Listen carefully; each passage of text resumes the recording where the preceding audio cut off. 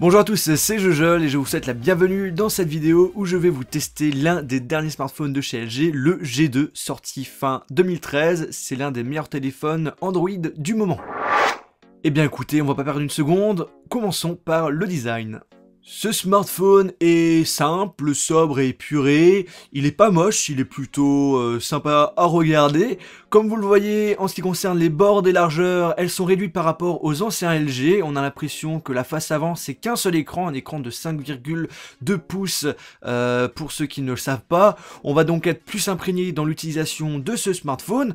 Le poids sur la balance, on nous affiche 143 grammes, c'est pas léger, mais pour ce type de gabarit, c'est plutôt correct. En fait, en ce qui concerne la prise en main, j'ai l'impression d'avoir un 3GS, mais un peu plus grand.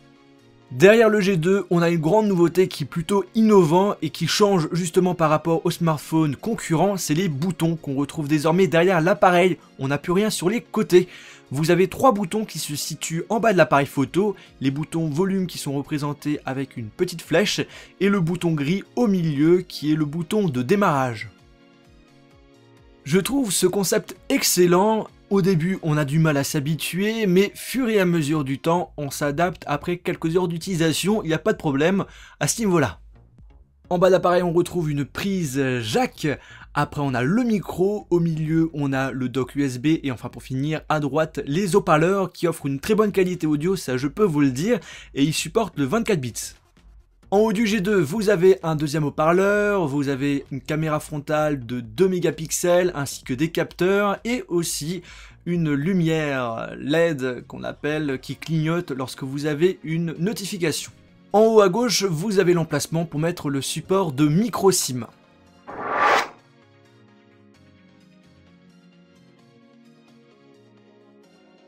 Le G2 nous offre un écran de très bonne qualité, un écran IPS de 5,2 pouces avec une définition Full HD, une résolution de 1920 par 1080 pixels, ce qui fait 432 pixels par pouce.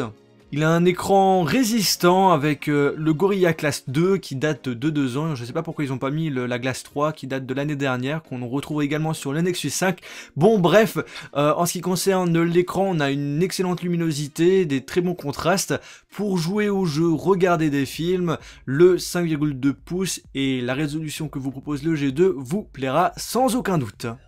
L'innovation qu'on retrouve uniquement sur ce smartphone, c'est Knock-On. On tapote 2 fois sur l'écran du G2 pour l'allumer ou pour l'éteindre. Plus besoin de prendre l'appareil en main ni d'appuyer sur un bouton, ce qui peut rendre l'utilisation de l'appareil plus rapide pour certaines tâches.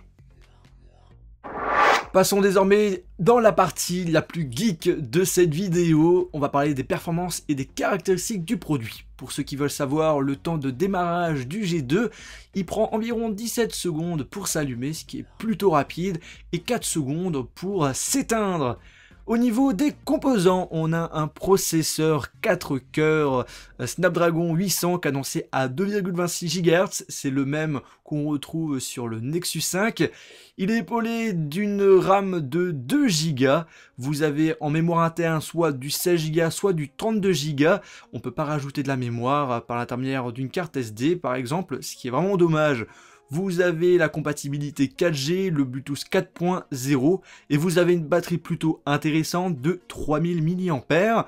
On nous garantit justement 20% d'autonomie de plus par rapport à la moyenne. Une batterie qu'on ne peut pas modifier pour ceux qui veulent savoir. Pour tester les performances de ce smartphone, j'ai utilisé 3D Mark ainsi que le logiciel Antutu. Dans 3D Mark, on est plutôt bien classé. On nous informe tout simplement que notre appareil est très bon pour les jeux vidéo. On est derrière le S4, derrière le LG Flex, le Xperia Z1 ainsi que le Nexus 5. Mais par exemple, on est devant l'iPhone 5S ou encore l'iPad Air. Pour le logiciel Antutu, eh bien le score est plutôt très imposant, 34 976. On est devant pas mal de smartphones, on est voire même un des meilleurs. Et ce qu'il faut savoir, c'est que actuellement le G2 possède le processeur le plus rapide qui existe sur un téléphone Android. C'est pourquoi le score que nous avons est très important. Maintenant, on va parler de l'appareil photo. On a un capteur de 13 mégapixels qui dispose d'un stabilisateur optique qu'on appelle OIS qui va vous permettre de faire des photos et vidéos nettes même lorsque l'objet est en mouvement et dans un environnement sombre. On a pas mal de modes qu'on retrouve notamment sur le Galaxy S4, vous pouvez faire des photos panorama, rafale, en mode sport, vous avez vraiment le choix. On a accès à pas mal de réglages, je trouve vraiment que l'application appareil photo est bien foutue dans tous les sens du terme. Le capteur est capable de détecter jusqu'à 9 visages pour avoir une mise au point la plus parfaite possible. On peut zoomer jusqu'à 16 fois, donc ça peut être vraiment pratique lorsque vous voulez faire certaines photos de loin. Pour la partie vidéo, vous pouvez filmer en 1080p. Vous avez une fonctionnalité qui s'appelle Zoom Audio ou Zoom to Track, où en gros le but est tout simplement de zoomer dans la partie audio que vous souhaitez conserver lorsque vous allez filmer. Alors, quand vous allez activer cette option, vous allez avoir un petit rond bleu qui va s'afficher. Vous allez devoir tout simplement placer ce rond sur la personne, par exemple, où vous voulez focaliser le son. Comme ça, vous avez une meilleure qualité sonore lorsque vous allez voir la vidéo que vous avez enregistrée. Et on peut également enregistrer une vidéo en utilisant les deux appareils simultanément, donc l'appareil de devant et l'appareil de derrière. J'ai fait quelques tests de photos ainsi qu'une vidéo, je vais vous laisser les regarder et n'hésitez pas à donner votre point de vue via les commentaires de la vidéo. Pour ma part, j'ai l'impression que la partie photo elle est plutôt très bonne, que ce soit à l'intérieur ou encore à l'extérieur.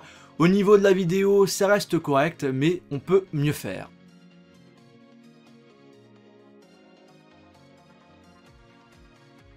Pour la partie système d'exploitation, eh bien écoutez, le G2 en France est actuellement en version 4.2.2, mais sachez que d'ici 2 mois, la mise à jour 4.4 alias KitKat sera disponible au téléchargement en France. Actuellement, elle est disponible uniquement en Corée.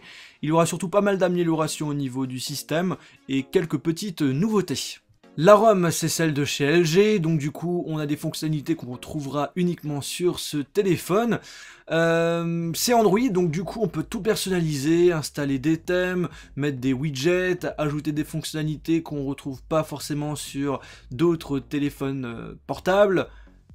Je ne vais pas commencer à vous présenter le système d'exploitation Android, il y a tellement de choses à dire, mais je vais vous présenter des fonctionnalités que je trouve pratiques et que je souhaite vous présenter, en commençant par le balayage 3 doigts. Vous allez pouvoir passer d'une application à une autre en faisant un slide avec vos 3 doigts, pratique pour passer d'une application à une autre rapidement.